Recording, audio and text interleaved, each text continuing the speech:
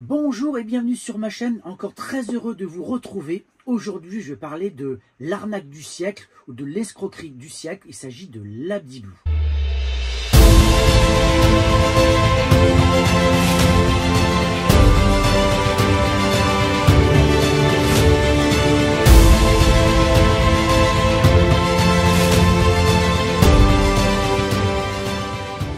Pour moi, c'est vraiment une sorte d'arnaque organisée. En tout cas, au niveau des instances nationales et européennes, on en parle, mais à bas bruit.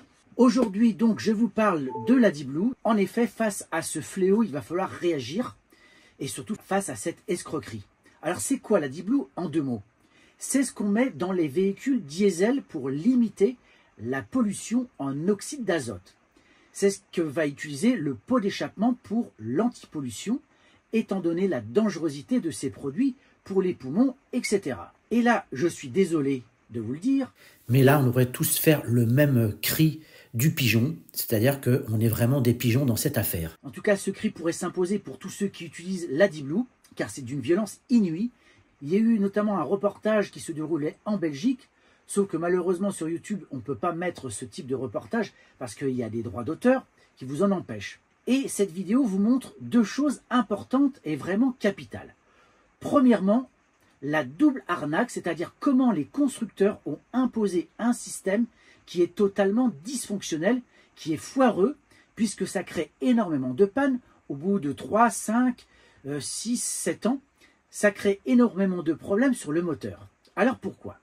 Parce qu'il y a une cristallisation, et cette cristallisation de l'urée va boucher tout et vous empêche de démarrer, et donc votre véhicule vous lâche. Vous vous retrouvez avec un véhicule qui ne peut plus démarrer. Donc on parle quand même de véhicules de société, de véhicules d'entreprise, de gens qui se déplacent tous les jours avec, qui vont au loin et qui se retrouvent bloqués à 1000 km, et c'est assez catastrophique, et surtout que la réparation coûte en moyenne 2000 €. Et c'est pareil donc pour les camping-cars qui sont équipés de l'Abdi Blue. Il faut changer donc toute la tuyauterie, l'injecteur, le réservoir, c'est un truc de malade. D'ailleurs, il préconise de mettre un produit chimique qui empêche la cristallisation dans le réservoir d'Abdi Blue.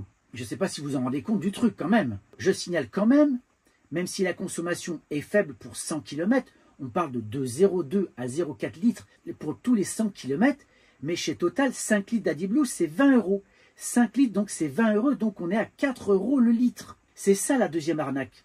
Alors tout ceci est très connu, et là j'invente rien, puisque EFC Que Choisir a déposé plainte. Il y a plusieurs milliers de personnes qui ont déposé plainte contre Stellantis, et en plus c'est quasiment tous les fabricants, pas tous mais quasiment, qui sont maintenant concernés par ce problème.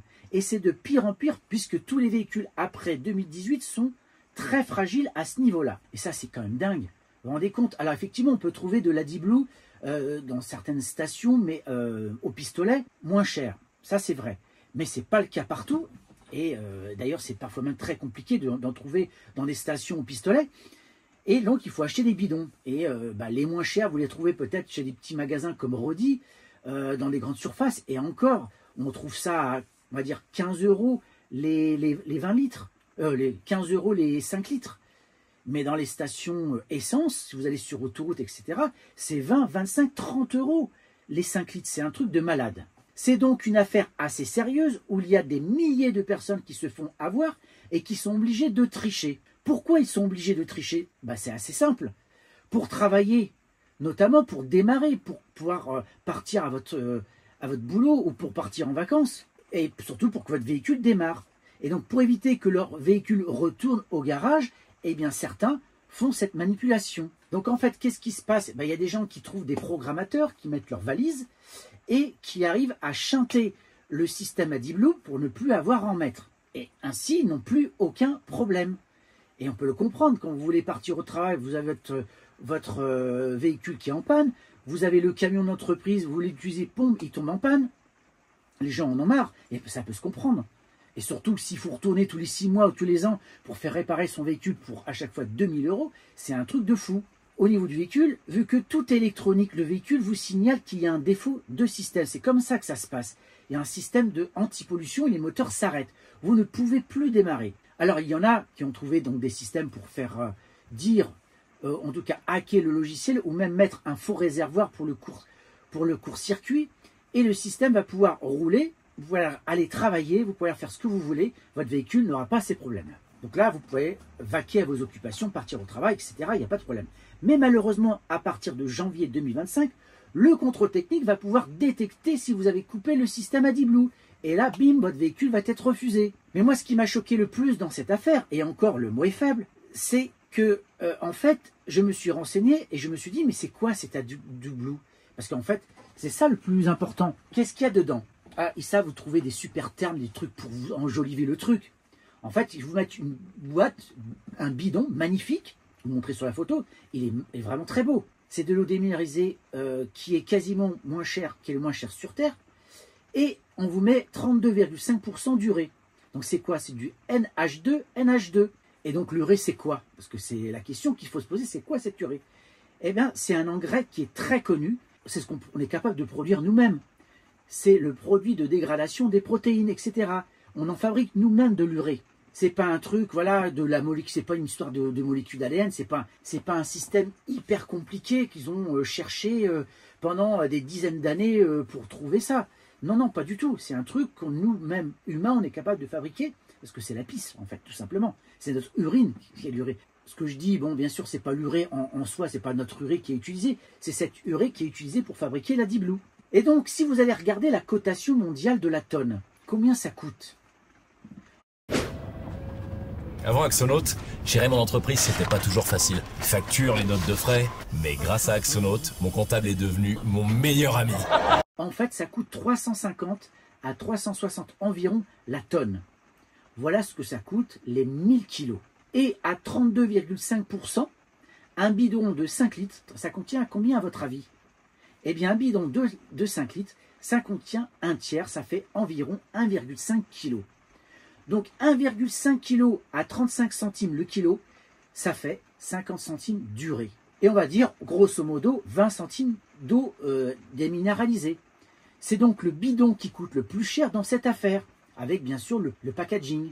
Donc, ils sont en train de nous vendre, chez Total, un bidon de 5 litres à 20 €, qui leur revient grand maximum à 1 €. Et oui, grand maximum 1 €. Mais comment on peut pigeonner les gens à ce point-là? C'est-à-dire, moi aussi, je m'inclus dedans. Comment c'est possible de pigeonner les gens à ce point? Je ne sais pas. C'est vraiment incompréhensible. Et ça passe. Ça passe. Plus c'est gros, plus ça passe. Vous achetez de l'urée, vous la fabriquez vous-même. Vous fabriquez vous-même votre AdiBlue, en fait. Ben, c'est ce qu'il faudrait faire. Vous savez, si vous avez un contrôle technique, un contrôle de flics, notamment en Belgique, parce que là, ils sont très sévères, ils ont des appareils qui détectent les oxydes d'azote, c'est-à-dire ce qui n'a pas été chopé par l'AdiBlue, par l'urée. Et d'ailleurs, au passage, vous savez que cette réaction, je vous jure que c'est vrai, vous tapez urée sur Wikipédia, c'est en 2 secondes que vous le trouverez. Eh bien, vous savez, c'est quoi cette réaction de dépollution des oxydes d'azote? Elle se fait grâce au CO2. Sans CO2, il n'y a pas cette réaction en fait. Donc c'est grâce au CO2 qui peuvent dépolluer les oxydes d'azote. Eh, c'est quand même magique.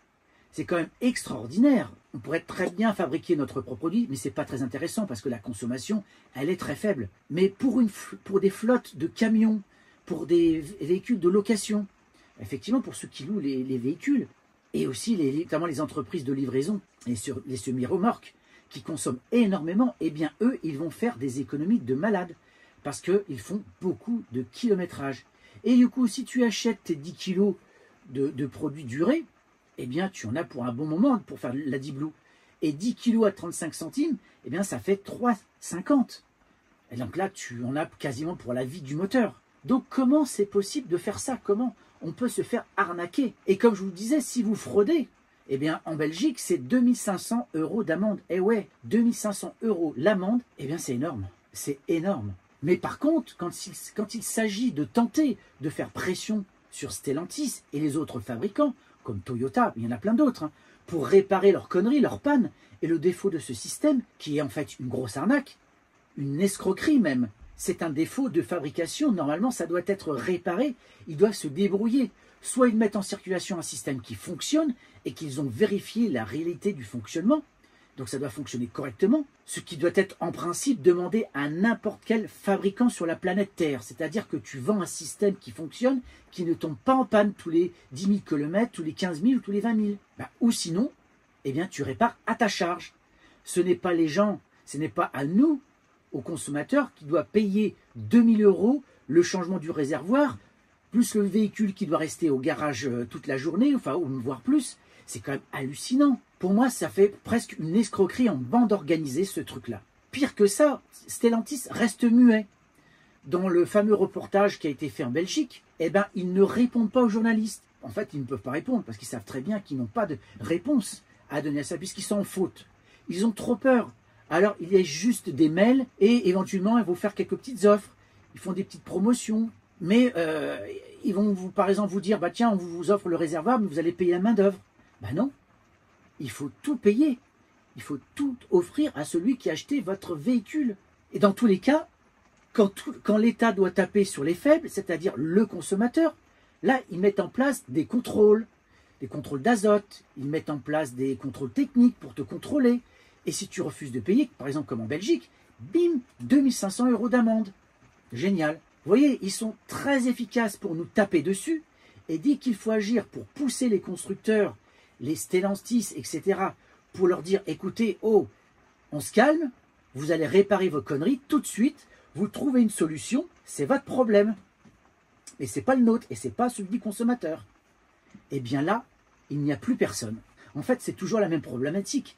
Et bien sûr, le pigeonnage, c'est-à-dire toujours le citoyen qui est le pigeon d'un système avec des litres d'essence à 1,80, l'AdBlue à rajouter, l'anticristallisant à rajouter dans le réservoir, le contrôle technique à faire tout le temps, on ne fait que payer.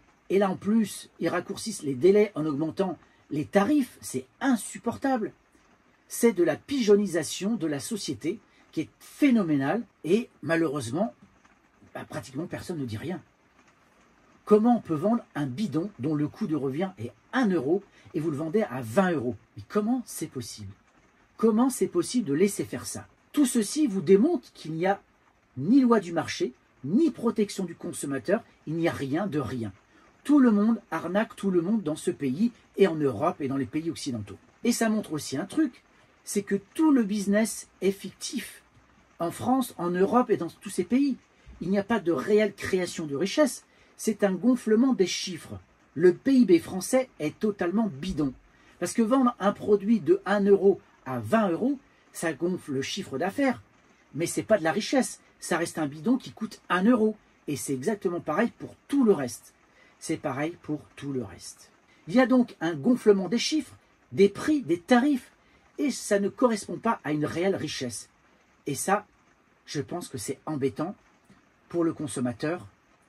Et le mot est faible. Et d'ailleurs, au passage, c'est toujours encore une fois les mêmes qui trinquent, c'est-à-dire les plus modestes, qui vont aller enrichir les multinationales, le CAC 40, les Total et compagnie, les milliardaires avec des salaires indécents, du PDG de Stellantis et d'autres, comme ça a été avec Carlos Ghosn, des sociétés qu'on ne veut pas taxer au passage, alors qu'ils ont fait des profits indécents ces dernières années. Donc, vous voyez, avec tous les problèmes qu'il y a eu, des airbags, maintenant des problèmes d'AdBlue, eh bien, normalement, il devrait être dégagé.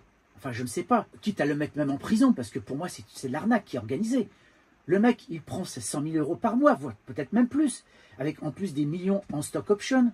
Et tout ceci n'a aucun rapport avec son salaire. Et surtout, son efficacité. Regardez Carlos Tavares. Il s'en met plein les poches. Il fait construire des systèmes AdBlue qui tombent en panne, des moteurs, ces fameux moteurs dont on parle avec des courroies de distribution qui cassent, et c'est le moteur qu'il faut changer. Aujourd'hui, en plus, Stellantis voit ses ventes chuter. Eh bien, le mec, il est toujours là, tout va bien. Il encaisse son salaire, ses millions, et tout va bien. C'est donc un mépris total du consommateur, et celui qui trinque, c'est moi, c'est vous. Donc voilà, c'est la double arnaque de l'AdBlue. Maintenant, vous savez tout sur l'AdBlue. D'où il vient, combien il coûte, à quoi il sert, et pourquoi il bousille des milliers et des milliers de véhicules dans l'indifférence générale. Alors j'espère que des sociétés comme 60 millions de consommateurs vont réussir à faire bouger les lignes. On le souhaite tous. Et on croise les doigts. C'est pour ça aussi que je fais cette vidéo coup de gueule, parce que moi ça me gonfle. Pour l'instant, je croise les doigts, je n'ai rien au niveau de mon moteur. Et d'ailleurs, je pense que je vais aussi mettre ce produit pour éviter la cristallisation, mais c'est quand même assez stupéfiant. Donc voilà, n'hésitez pas à partager, liker, commenter, et je vous dis à très bientôt pour une prochaine vidéo. Ciao!